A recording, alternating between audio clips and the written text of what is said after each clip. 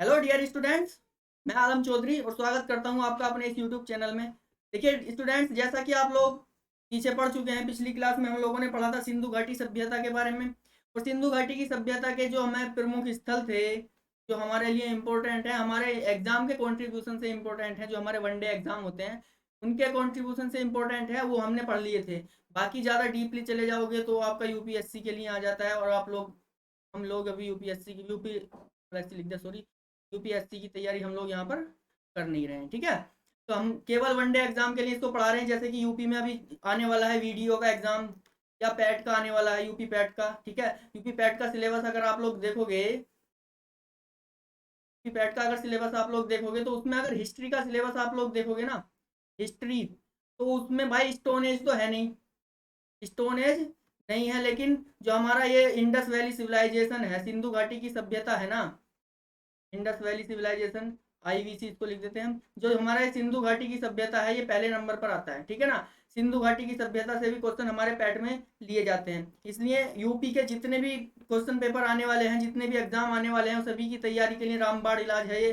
ठीक है, एकमात्र रामबाण दवा है। ठीक है, जुड़े रहिए हमारे साथ और अच्छे से हम लोग आपको पैट की भी तैयारी और वीडियो की तैयारी, जो कि 2008 में कैंसिल हो गया था, री एग्जाम जो अब होने वाला है, विलेज डेवलपमेंट ऑफिसर, ग्राम विकास अधिकारी का जो होने वाला है, उसकी तैयारी में हम लोग आपके साथ यहाँ पर अच्छे से कर लेंगे। और बाकी जो सभी स्टेट पुलिस के लिए, एसएससी के लिए, सीयूईटी के लिए, जो दिल्ली पुलिस की लोग तैयारी कर रहे हैं, उसके लिए भी बहुत ज़्यादा इंपॉर्टेंट हमारी ये क्लास रहेगी। और पीछे हम लोग पिछली क्लास में पढ़ चुके हैं कि इसके जो प्रमुख स्थल थे, जो प्रमुख स्थल हैं हमारे, उसके बारे में हम लोग पढ़ चुके हैं कि भाई हड़प्पा सभ्यता को किसने खोजा, कब खोजा, मोहनजोदड़ो को किसने खोजा, कब खोजा। ठीक है, कालीबंगा को किसने खोजा, कब खोजा। जिन्होंने नहीं पढ़ा है वो जा करके हमारी वो वीडियो देख लें, और उसके बाद आकर के इसको देखें। ठीक है, ये एक तरीके से कह सकते हैं हम सिंधु घाटी की सभ्यता का पार्ट टू है। ठीक है, सिंधु घाटी की सभ्यता का पार्ट टू है ये। इसमें देखिए हम इंपॉर्टेंट पॉइंट्स जो हमारे महत्वपूर्ण बिंदु हैं, उनमें अगर हम पहली बात पढ़ें तो क्या हड़प्पा सभ्यता की मोहरें सेल खड़ी की बनी होती थी। पहला ही पॉइंट हमसे क्या कह रहा है कि जो हड़प्पा सभ्यता की मोहरें थी, ठीक है, जो मोहरें थी उन पर कुछ लिखा हुआ भी नजर आता है। जो मोहरें थी उन पर कुछ लिखा हुआ भी नजर आता है, कुछ पशुओं के चित्र बने नजर आते हैं। उस समय जो मोहरें चलने लगी थी वो किसकी बनी होती थी, सेल खड़ी की बनी होती थी। देखिए सेल खड़े एक तरह से पत्थर होता है, बहुत ज्यादा कच्चा चूना पत्थर जिसको बोलते हैं।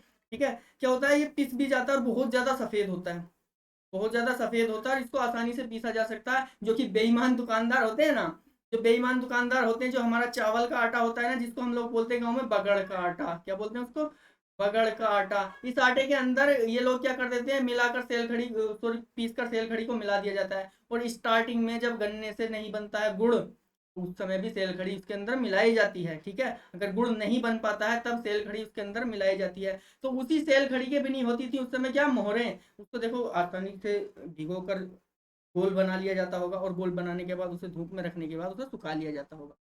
तो हो सकता है कि घर घर अपने घर में बैठ कर ही बना लेते हो, घर घर आरबीआई होगा वहां पर तो।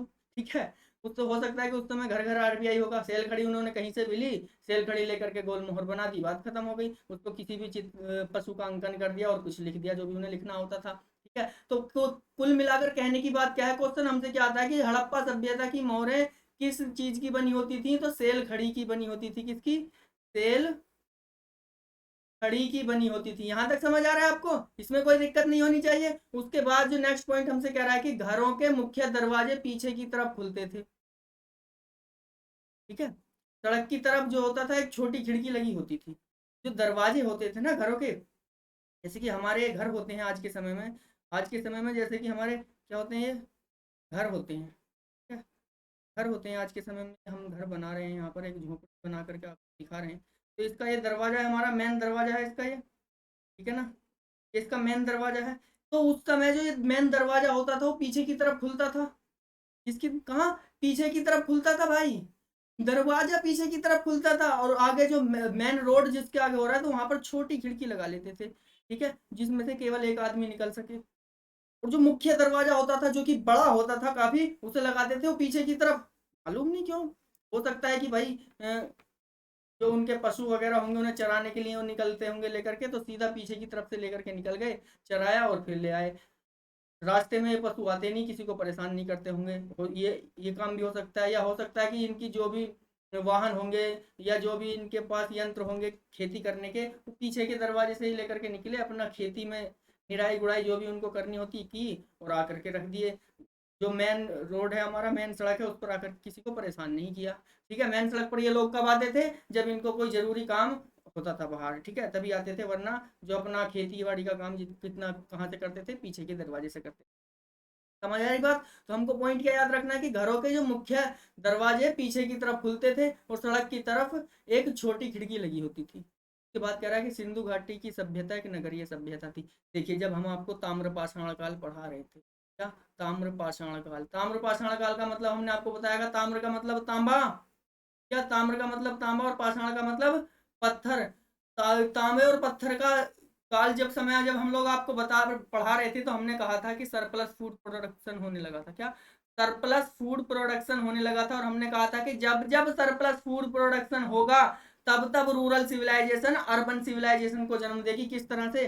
देखते ना, गांव में किसी की खेती बढ़िया हो गई ना, खेती बढ़िया हो गई, तो भाई वो फूला नहीं समझता है, चूड़ा होकर चलता है और कहता है, ए चचा सुनो, किसी शहर में कोई प्लॉट बिक रहा हो तो हमें बता देना चचा।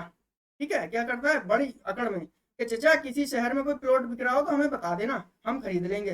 प्लॉट जाकर खरीद लेता है, खरीदने के बाद उस पर बिल्डिंग भी बनाता है। क्या?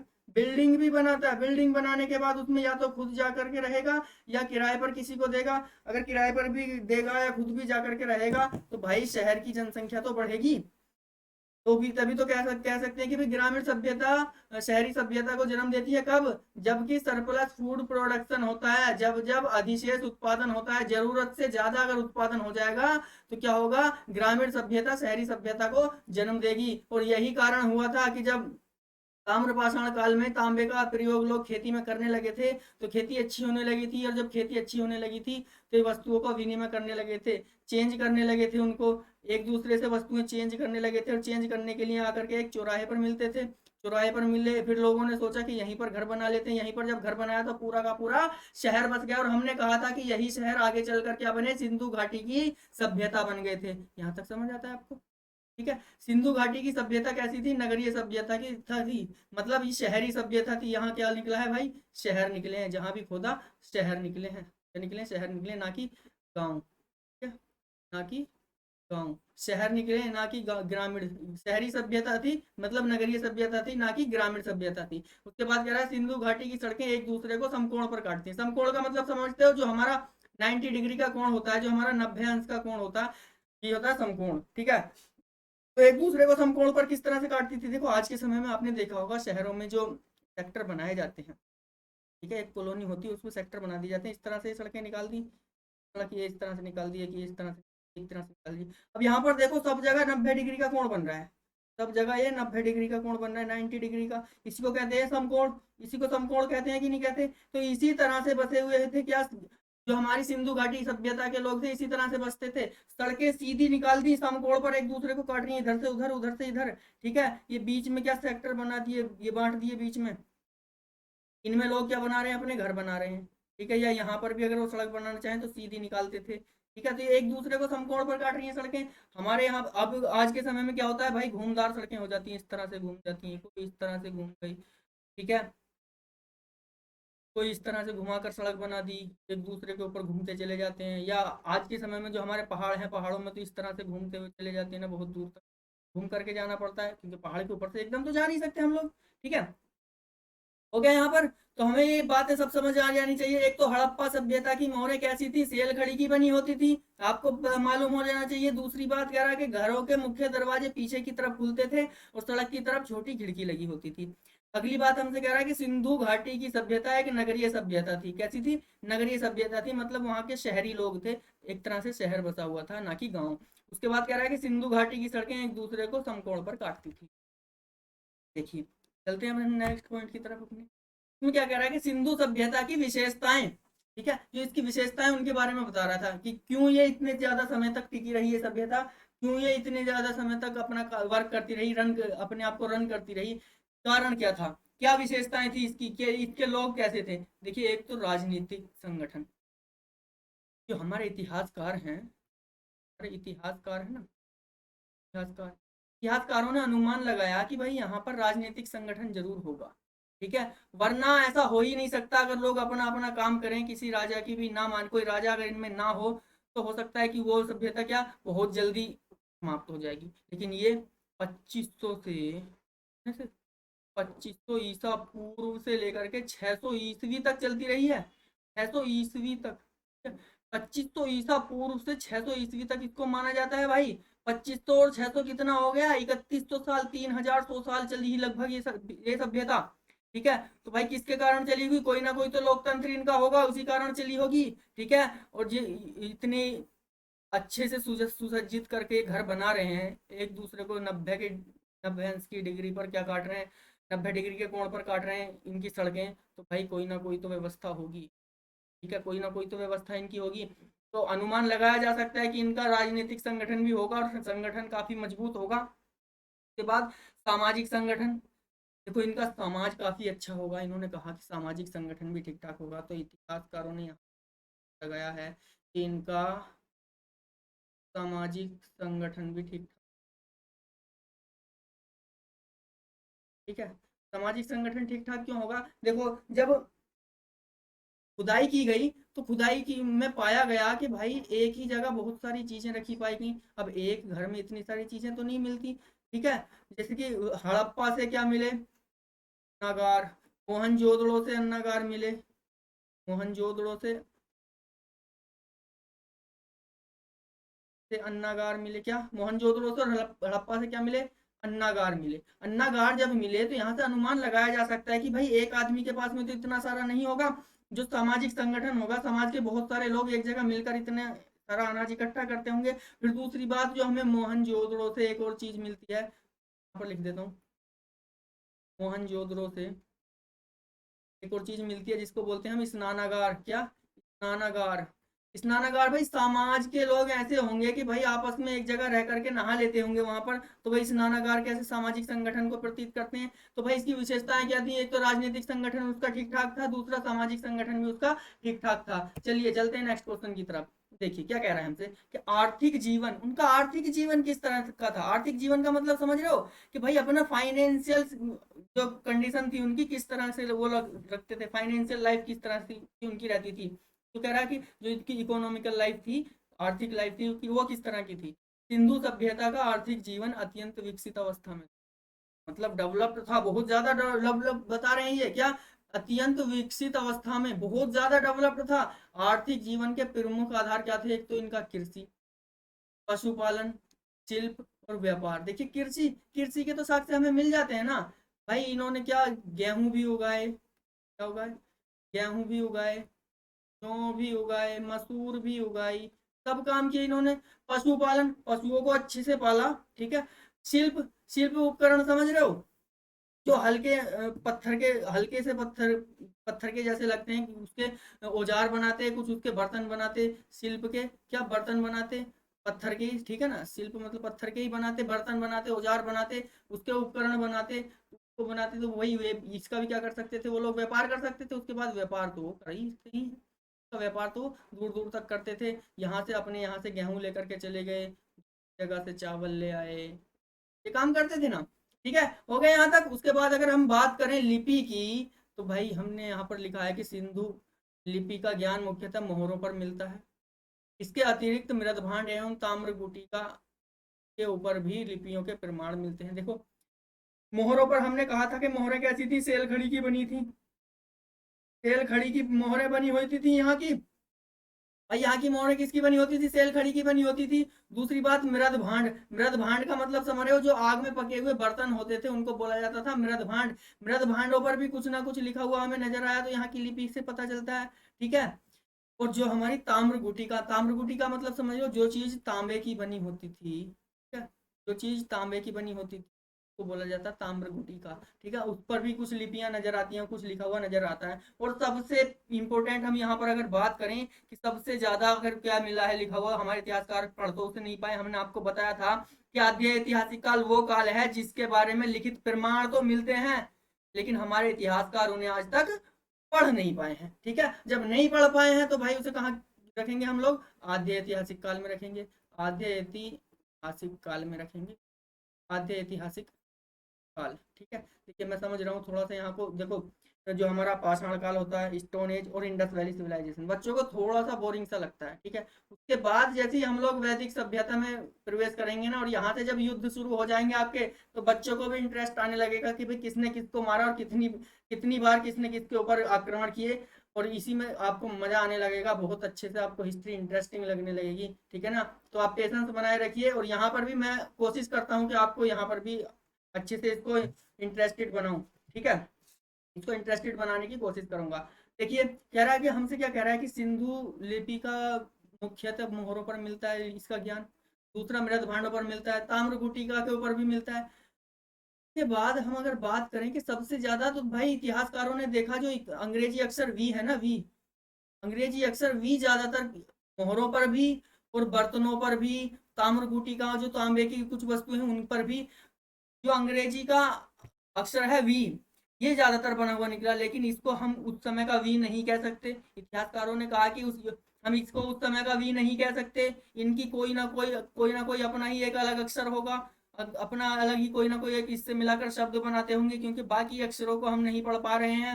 अगर हम नहीं पढ़ पा रहे हैं तो हम इसको भी वी नहीं कह सकते। जब बाकी अक्षरों को हम नहीं पढ़ पा रहे हैं तो इसको भी वी हम नहीं कह सकते ना। क्यों नहीं कह सकते? कि भाई हो सकता है कि इसका मतलब उनके समय में कुछ। उसके बाद ये क्या कह रहा है कि यह लिपि दाएं से बाएं और लिखी जाती थी। कहाँ से? जिस तरह से उर्दू लिखते हैं ना हम लोग, इधर से हाथ की तरफ से शुरू करते हैं, दाएं से बाएं इधर से लिखते चले आ रहे हैं हम लोग, इधर से लिखते चले आ रहे हैं। उसके बाद कह रहा है कि यदि अभिलेख एक से अधिक पंक्तियों का होता था तो पहली पंक्ति दाएं से बाएं और दूसरी पंक्ति बाएं से दाएं लिखी जाती थी। देखो यहाँ पर क्या होता था, अगर कोई अभिलेख या कोई कहानी ये लिख रहे हैं और वो एक लाइन से ज्यादा का है, कोई भी चीज अगर ये लिख रहे हैं, कोई भी पैरा ये लोग लिख रहे हैं, कोई भी स्टोरी लिख रहे हैं, अगर इनका अभिलेख एक लाइन से ज्यादा का होता था तो ये क्या करते थे भाई, इधर बाई तरफ से शुरू, सॉरी दाई तरफ से शुरू करा, इधर से इन्होंने लिखना शुरू कर दिया। यहाँ पर आकर लाइन खत्म हो गई तो इन्होंने यहाँ से लिखना शुरू कर दिया, यहाँ से लिखना शुरू कर दिया। अब यहाँ पर ये भी लाइन खत्म हो गई तो यहाँ से लिखना शुरू कर दिया, ये भी लाइन खत्म हो गई तो यहाँ से, मतलब शुरू करते बाई दाई ओर से, अगर लाइन खत्म हो जाती तो फिर दोबारा दाई ओर की तरफ नहीं आते, वहीं से बाई ओर से ही लिखना शुरू कर देते। यहाँ पर भी लाइन खत्म हो जाती तो फिर दोबारा बाई ओर की तरफ ना जा करके दाईने ओर से लिखना शुरू कर देते। इसी लिपि को क्या कहते हैं? ब्रूस्ट्रो फैदन कहते हैं, बूस्ट्रो फैदन कहते हैं, बूस्ट्रो फैदन। इसी लिपि को क्या बोला जाता है? बूस्ट्रो फैदन लिपि का बोला जाता है। तो सिंधु घाटी सभ्यता की लिपि कैसी थी? बूस्ट्रो फैदन थी। मैं यहाँ पर लिख दे रहा हूँ, बूस्ट्रो फैदन। क्या बोला जाता है इसको? बूस्ट्रो फैदन लिपि बोला जाता है। पहले दाएं से बाएं, अगर अभिलेख एक से ज्यादा का हो तो बाएं से दाएं, फिर दाएं से बाएं, फिर बाएं से दाएं, इस तरह से ये लिपि लिखी जाती थी। और सबसे ज्यादा जो प्रमाण मिलते हैं लिपि के, कहाँ से मिलते हैं? यहाँ की मोहरों से। ठीक है, यहाँ तक समझ आ रहा है आपको? ठीक है, तो कोई दिक्कत परेशानी कुछ नहीं होनी चाहिए। उसके बाद आ जाते हैं हम इनका धार्मिक जीवन किस तरह। भाई जब इनका राजनीतिक जीवन पढ़ लिया हमने, सामाजिक जीवन पढ़ लिया, तो धार्मिक जीवन भी तो हमें पढ़ना है। तो भाई देखो, हमने पीछे स्थल पढ़े थे तो हमने कहा था कि मातृ देवी की प्रतिमा प्राप्त होती है, ठीक है। मातृ देवी की प्रतिमा, ठीक है, कैसी? कांसे की मातृ देवी की प्रतिमा, मतलब ये किसकी पूजा करते थे? पृथ्वी की पूजा करते थे। भारत, सॉरी, माता पृथ्वी माता की पूजा करते थे। किसकी? पृथ्वी की पूजा करते थे। एक तो पृथ्वी की पूजा, मातृ देवी की पूजा मतलब पृथ्वी की, मातृ मतलब मिट्टी हमारी, ठीक है, मिट्टी की पूजा करते थे।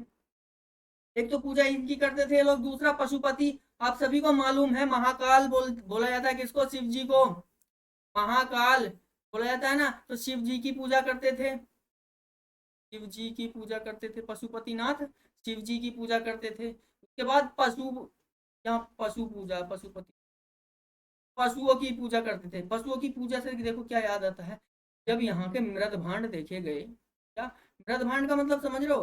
मृद भांड का मतलब होता है आग में पके हुए कच्चे बर्तन, और सॉरी पक्के बर्तन। जो कच्चे बर्तनों को आग में पका दिया जाता है तो उनको बोला जाता है मृद भांड, और जो बर्तन बना के ऐसे ही छोड़ दिया जाता है उनको बोला जाता है टेराकोटा। क्या? टेरा, समझ आ रही बात? देखिए, पशुओं की पूजा करते थे ये लोग, जिनके मृद भांड हैं उन मृद भांडों पर गाय, भैंस, बैल, बकरी, सॉरी गाय के कम मिले हैं, बैल, बकरी, आदि के चित्र मिले। और सबसे ज्यादा जो इन्होंने वरीयता दी थी वो कुबड़ वाला बैल को दी थी। तो सांड हम लोग बोलते हैं कुबड़ वाला बैल। इसके ऊपर कुबड़ निकला होता है ना, जिसकी गर्दन से थोड़ा सा पीछे जैसे ही जाएंगे और जहां पर आकर के उसके आगे वाले पैर होते हैं, आगे वाले पैर की जड़ें आकर जहां पर मिलती हैं, उसके ऊपर एक कुबड़ सा निकला हुआ होता है ना, इस तरह से, इस तरह से कुबड़ निकला हुआ होता है। ठीक है, इसको गांव में बैल की ठाठ बोल देते हैं। ठीक है, बैल की ठाठ। तो इस जो कुबड़ वाला बैल होता है इसको सांड भी हम लोग बोल देते हैं। तो कुबड़ वाला बैल को अधिकतर वरीयता ये लोग देते थे। तो इससे पता लगता है कि भाई ये गाय की पूजा भी करते थे उस समय। कुबड़ वाला बैल गाय में से ही तो है भाई। ठीक है, तो ये गाय की पूजा भी उस समय करते थे। तो तीन चीजों की ये पूजा करते थे उस समय। किसकी? एक तो मातृ देवी की पूजा करते थे, दूसरा पशुपतिनाथ मतलब शिव जी की पूजा करते थे, और तीसरा पशुओं की भी ये लोग पूजा करते थे। चलिए नेक्स्ट, नेक्स्ट स्लाइड में क्या होता है, कह रहा है कि अंत्येष्टि संस्कार। अंत्येष्टि संस्कार समझ रहे हो? जब किसी की मृत्यु हो जाती है, जब किसी की डेथ हो जाती है, तो उसका जो मृत शरीर होता है, क्योंकि भाई आत्मा तो गई, अब क्या रह गया? मिट्टी ही तो रह गई। मृत मृत शरीर रह गया, मिट्टी ही तो रह गई। अब उसे ठिकाने लगाना है, हमें दफनाना है कि अंतिम संस्कार जलाना है, क्या करना है? तो ये देखो तीन तरीके से करते थे। अंत्येष्टि संस्कार की तीन विधियां प्रचलित थी इनके समय में। तीन तरीके से ये लोग कर देते थे। एक तो पूर्ण समाधिकरण, जैसे कि आज के समय में होता है ना, कब्रिस्तान लेकर के गए, कहाँ? कब्रिस्तान लेकर के गए और कब्र में रखा, कब्र में रख दिया, और ऊपर से उसके इस तरह से ये कुछ तख्ते वगैरह ये लकड़ी के रख करके उसके ऊपर से पन्नी, तो हमारी पोलोथीन होती है, ठीक है ना, पोलोथीन रखने के बाद ऊपर से मिट्टी डाल दी जाती है ताकि अंदर मिट्टी ना गिरे, और उसको दफना दिया जाता है। ये होता है पूर्ण समाधिकरण, कि पूर्ण रूप से जितना भी मृत शरीर है थोड़ा सा भी इधर उधर ना करके पूरा का पूरा शरीर गड्ढे में रखा, कब्र में रखा और उसको ऊपर से दफना दिया। तो ये पूर्ण समाधिकरण होता था। और इस तरह से भी क्या करते थे वो लोग दफनाते थे। इसके भी प्रमाण हमें मिले हैं। दूसरा होता है आंशिक समाधिकरण। आंशिक समाधिकरण का क्या मतलब होता है? देखो, जब किसी की मृत्यु हो जाती थी, जब किसी की मृत्यु हो जाती थी, क्या ये मान लो कोई मृत्यु हो गई भाई, लेटा हुआ, मृत्यु हो, क्या अब क्या करेंगे? ये एक जगह अलग डाल देंगे। मृत शरीर को क्या करते थे ये लोग? अलग एक जगह डाल देते थे, और उसमें क्या करते, जो जानवर होते हैं या पक्षी जो भी होते हैं खाने वाले, इन सभी को छोड़ देते थे। जब वो 2-4 दिन में सब पूरा मांस नोच लेते थे, और जब हड्डियां बचती थी, क्या हड्डियां जब बचती थी, पूरी हड्डियां, तो क्या कर देते थे? तो दफना देते, मतलब हड्डियों को दफना दे, हड्डियों को दफना।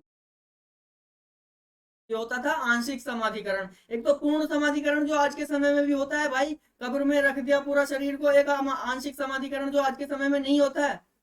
किसी की किस्मत खराब हो तो हो जाता है, जब किसी को मारकर अलग डाल दिया जाता है और किसी को पता नहीं होता, ठीक है, तब चील कौए खा जाते हैं।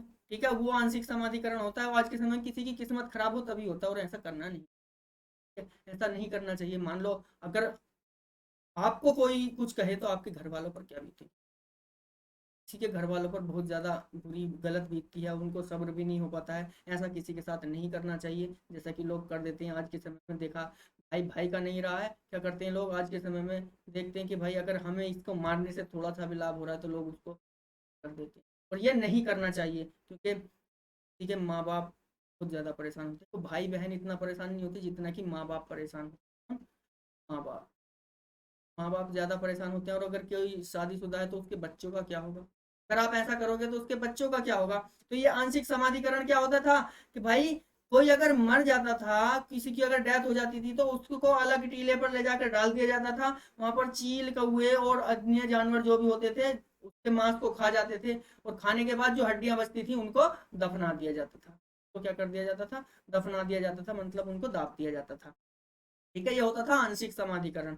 उसके बाद होता है दाह समाधिकरण। ठीक है, आंशिक समाधिकरण समझ आ रहा है? आंशिक समाधिकरण में भाई, तो जो उस समय चिल कौए पक्षी वगैरह होते होंगे वो तो भाई प्रेयर करते होंगे किसी न किसी की डेथ हो जाने। अरे चचा, देखते होंगे कि ये चचा बैठे हुए हैं, बुढ़ा गए, अभी तक निकल नहीं रहे।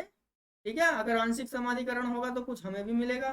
ठीक है, तो हो सकता है कि वो लोग दुआ करते हों भाई निकल जाने चाहिए आंशिक समाधिकरण में। अब क्या होगा? दाह समाधिकरण। अब दाह समाधिकरण देखो अभी भी होता है। अब कहते हैं ना कि हम लोग दाह संस्कार करने के लिए ले जा रहे हैं। या दाह संस्कार करने के लिए ले जा रहे हैं। तो दाह समाधिकरण होता है, क्या करते हैं दाह समाधिकरण में, जो मृत शरीर होता है, मृत शरीर को जलाने के बाद, मृत शरीर को पूरा जलाने के बाद जो उसकी अस्थियां होती हैं, अस्थियों को एक घड़े में भर लिया जाता था या एक बर्तन में भर लिया जाता था, मृत भांड जिसको बोला जाता था, एक मृत भांड में, मृत भांड में भरकर क्या करते थे, मृत भांड को दफना देते थे। आज के समय में क्या करते हैं कुछ लोग, गंगा जी में ले जाकर के प्रवाहित कर देते हैं, उसको गंगा जी में ले जाकर के प्रवाहित कर देते हैं, ठीक है। लेकिन उस समय वो लोग क्या करते थे, मृत भांड में भर लेते थे, ठीक है, मृत में भांड में भरने के बाद उसे दफना देते थे, ठीक है, उसको दफना देते थे, जो होता था दाह समाधिकरण, और आज के समय में भी होता है, ठीक है। अंत्येष्टि संस्कार इनके समझ आए आपको। एक तो क्या होता है हमारा पूर्ण समाधिकरण, जो आज के समय में भी होता है, कब्रिस्तान में ले जाकर कर कब्र में रख दिया और उसको वहां दाब दिया। आंशिक समाधिकरण जो आज के समय में लोग नहीं करते हैं, क्या करते थे, उसको चील कौओं को पहले उसका मांस खिला देते थे, उसके बाद जो हड्डियां बचती उनको दफना दिया जाता था। उसके बाद दाह समाधिकरण का क्या होता था, दाह समाधिकरण में मृत शरीर को जलाने के बाद जो उसकी अस्थियां बचती थी, ठीक है, जो उसकी हड्डियों की राख बचती थी, उनको एक मृत भांड में, मतलब एक घड़े में भरकर, जिस मन का भी बोलते हैं, ठीक है, घड़े में भर करके उसको क्या कर दिया जाता था, दफना दिया जाता। समझ आ रही बात, चलिए। उसके बाद क्या कह रहा है, हड़प्पा सभ्यता का पतन। देखिए हड़प्पा सभ्यता का पतन कैसे हुआ, क्या कह रहा है कि सिंधु सभ्यता जिस गति से प्रकाश में आई थी उसी गति से नष्ट भी हो गई। तो देखो जितनी तेज ये सभ्यता ऊपर उठी थी ना, उतनी तेज ही नीचे भी दब गई, उतनी तेज इसका जल्दी विनाश भी हो गया, ठीक है। कारण क्या था, देखो कारण इसके विद्वानों ने कई अलग अलग कारण माने, जैसे कि कुछ ने माना बाढ़, कि भाई यहाँ पर सिंधु घाट, सिंधु सभ्यता, सिंधु नदी में बाढ़ आई थी और इसके पास की जितनी भी नदियां थी सभी में बाढ़ आ गई थी, और ये सभी लोग क्या हो गए थे, बह गए थे और उसके मिट्टी के नीचे दब गए थे। कुछ का मानना है कि जैसे ही आर्य लोग आए, आर्यों ने आकर के क्या किया, इनके ऊपर आक्रमण कर दिया, आक्रमण करने के बाद इन सबको दफना दाब दिया गया, ठीक है। उसके बाद माना जाता है कि जलवायु परिवर्तन, कुछ का मानना है जलवायु, देखो बाढ़ जिन सबसे अधिक जो माना जाता है बाढ़ को माना जाता है कि इनकी जो बर्बादी का कारण था, सिंधु सभ्यता के जो पतन का कारण था, जो मेन कारण था, मुख्य कारण हमारा क्या था, मेन कारण मतलब मुख्य कारण क्या था, बाढ़ माना जाता था, क्या बाढ़ माना जाता था मुख्य कारण। सिंधु सभ्यता के पतन का जो मुख्य कारण माना जाता है, क्या माना जाता है, बाढ़ को माना जाता है, ठीक है। मेन कारण किसको माना जाता है, बाढ़ को माना जाता है। यहाँ तक बात समझ आ रही है किसी को, कोई दिक्कत नहीं होनी चाहिए यहाँ पर, ठीक है। उसके बाद क्या देखते हैं, क्या कह रहा है कि आर्यों का आक्रमण। देखो जब हम लोग वैदिक सभ्यता पढ़ेंगे, वैदिक सभ्यता जब हम लोग पढ़ें, वैदिक सभ्यता, तो वैदिक सभ्यता में हम लोग पढ़ेंगे आर्यों का आगमन, क्या, आर्यों का आगमन। आर्य लोग आ गए थे और क्या करते थे भाई, संस्कृत बोलते थे, इन्होंने आकर के संस्कृत सिखाया, कहाँ देश के सभी निवासियों को सिखाया था, ठीक है। और इन्होंने ही क्या कर दिया था, 4 वेद बना, ठीक है। तो कुछ का मानना है कि आर्यों का आक्रमण, आर्य लोग आए और आर्यों ने देखा कि भाई ये लोग हैं सीधे साधे, सिंधु सभ्यता के लोग क्या हैं, सीधे साधे हैं, हम क्या करते हैं, इनको मौत के घाट उतार देते हैं, इन पर आक्रमण कर देते हैं, इनसे लूटपाट मचा लेते हैं। तो आर्यों का आक्रमण भी माना जाता है। और उसके बाद जो तीसरा ठोस कारण माना जाता है, जलवायु परिवर्तन। यहाँ पर आप लोग देख पा रहे होंगे जलवायु परिवर्तन, क्या देखिए आपको लिखने में आसानी हो जाएगी, पहले इसका स्क्रीनशॉट ले लिया करें, वीडियो पॉज करके स्क्रीनशॉट ले लिया करें, बाद में आप इसको अपनी नोटबुक में लिख लिया करें, ठीक है। नोटबुक में जब नोट कर लोगे एक बार और कहानी पूरी हमसे सुन लोगे, तो आपका क्या हो जाएगा, पूरा याद हो जाएगा, आपको बाद में पढ़ने की जरूरत नहीं पड़ेगी।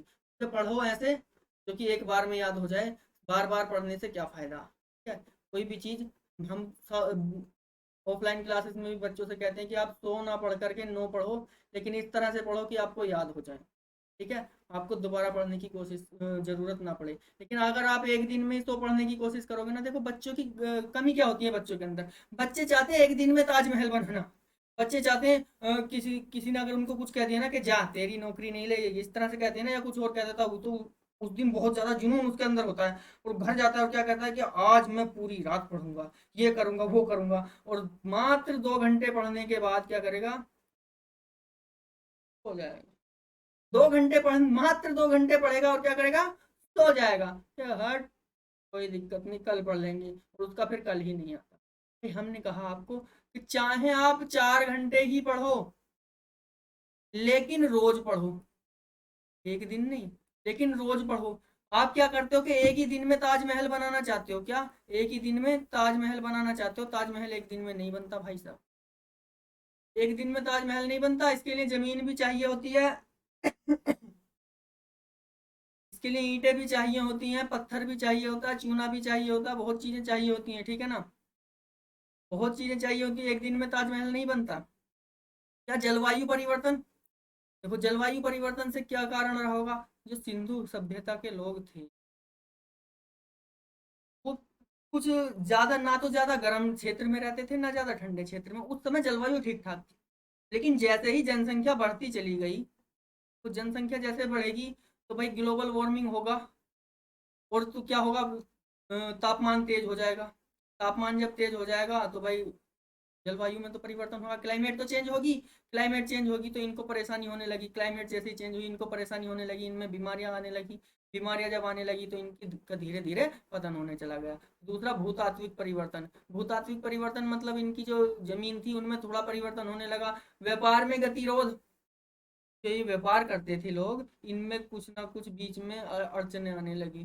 ठीक है, बीच में इनके व्यापार में अड़चने आने लगी, अड़चने आने लगी। उसके बाद क्या रहा, प्रशासनिक शिथिलता। प्रशासनिक शिथिलता, प्रशासन इनका ठीक ठाक। उसके बाद मेन कारण माना है महामारी एवं साधनों का उपयोग। महामारी इन लोगों में क्यों? क्योंकि जलवायु परिवर्तन होगा तो कोई भी फैलेगी। और साधनों का अधिक उपयोग, जो कुछ इन्होंने साधन बना दिए थे, उन साधनों का ज़्यादा उपयोग होने लगा था, जिससे कि आदि मानव क्या हो गया था, उम्र उसकी कम हो गई। आज के समय में देखा ना आपने, आज से 50 साल पहले क्या था और अब क्या है। आज के समय में देखा ना आपने कि आज से 50 साल पहले लोग दूध बिल्कुल ताज़ा दूध पीते थे। आज के समय में देखा दुकान से आप लोग दूध लाते हो ना, पता नहीं कितने दिन पुराना उसमें पैक हुआ होगा और तब आपको दिया जा रहा है वो। ठीक है, पता नहीं कितने दिन पहले आपको रखने के बाद दिया जा रहा है, उसमें केमिकल मिला करके। ठीक है, केमिकल मिला करके उसे ठीक रखा जाता है, वरना दूध बहुत जल्दी खराब हो जाता है भाई। केमिकल मिला करके उसे ठीक रखा जाता है, जब उसके बाद आपको दिया जाता है, शुद्ध दूध आपको नहीं दिया जाता। तो इस समय उम्र क्या हो जाती है आदमी की, ज़्यादा से 50 से 60 साल। ठीक है, इससे ज़्यादा नहीं जी पाता कोई भी आदमी, जल्दी बुढ़ापा आ जाता है। ठीक है, तो यही कारण होता है। तो हड़प्पा सभ्यता के पतन का कारण आपको पता चल गया। सबसे मेन कारण आता है बाढ़। आपको जो ऑप्शन में आएगा तो बाढ़ ही लगाना है, बाढ़ ही आपको ऑप्शन में आता है। आर्यों का आक्रमण, बाढ़ के साथ आर्यों का आक्रमण और जलवायु परिवर्तन आए तो तीनों लगाने हैं। क्या? तीनों लगाने हैं। अगर बाढ़ और आर्यों का आक्रमण आए तो दोनों लगाने हैं। और इन तीनों में से एक आए, या बाढ़, इन तीनों में से एक तो आता नहीं, या तो बाढ़ आती है अकेला आता है, तो बाढ़ आता है तो आपको केवल बाढ़ लगाना है। यहाँ तक समझ आ रहा है आपको? ठीक है, चलिए, कोई परेशानी किसी को? ठीक है, तो यहाँ आज हमने पढ़ लिया, हमारा सिंधु घाटी की सभ्यता हो गया पूरा। उसके बाद कल से हम शुरू करते हैं, अगली क्लास में क्या शुरू करते हैं हम लोग, अपना वैदिक सभ्यता। शुरू हो जाइए अब आप लोग युद्ध सुनने के लिए। ठीक है, हम अपना वैदिक सभ्यता शुरू कर देंगे और अब आपको हिस्ट्री में भी इंटरेस्ट आने लगेगा। और दोस्तों साथ ही साथ अब हम लोग इसी चैनल पर बाकी जीएस के जितने भी, जीएस के बाकी जितने भी सब्जेक्ट हैं, क्या जितने भी बाकी सब्जेक्ट हैं ना, सभी सब्जेक्ट को हम लोग यहाँ पर कवर करना शुरू कर देंगे। और साथ साथ अब आपको हिस्ट्री आप लोगों ने पढ़ लिया है, पॉलिटी अब आपको हम यहाँ पर पढ़ाना शुरू करेंगे। क्या? पॉलिटी। ठीक है, अच्छी क्वालिटी के टीचर आपके सामने रखे जाएंगे। ठीक है, और जी पॉलिटी हम आपको पढ़ाएंगे कहानी वाइज, ऐसे ही नहीं कि हाथ से काट दी। कहानी वाइज आपको पॉलिटी पढ़ाई जाएगी, एक एक चीज़ आपको समझा करके पढ़ाई जाएगी। तब तक के लिए धन्यवाद, और वीडियो को देखते रहिए। ठीक है, और चैनल को सब्सक्राइब करते रहें, अपने दोस्तों में भी शेयर करते रहें, और लाइक करते रहें, और कमेंट करके बताते रहें कौन सा पार्ट आपको ठीक लगा और कौन कहाँ पर हमने गलती की, उसको हम सुधारने की कोशिश करेंगे। धन्यवाद।